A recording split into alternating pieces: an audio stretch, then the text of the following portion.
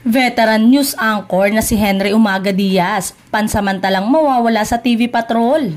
Trending sa social media ang usap-usapang may isang news anchor ng TV Patrol na aalis o mawawala di umano sa naturang longest running newscast. Marami ding mga kapamilya pages ang nagpost nito upang abangan ng anunsyo ngayong araw.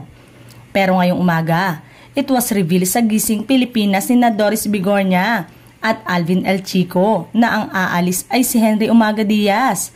Base sa naging interview kanina sa DWPM Radyo 630, may mahalagang anunsyo ang batikang news anchor. Siya aalis papuntang Canada upang makasama ang kanyang pamilya. Hindi dinetalye ni Henry ang dahilan kaya nagsabi na lang ito na abangan ang magiging anunsyo niya mamaya sa TV Patrol. Naiyak naman si Doris Bigornia dahil halos siya na lang daw ang natitirang pioneer sa batch nila. Sa mga hindi nakakaalam, si Henry Umaga Diaz ay halos 34 years na sa Kapamilya Network kung saan nagsimula siya bilang reporter sa radyo bago pumasok sa telebisyon.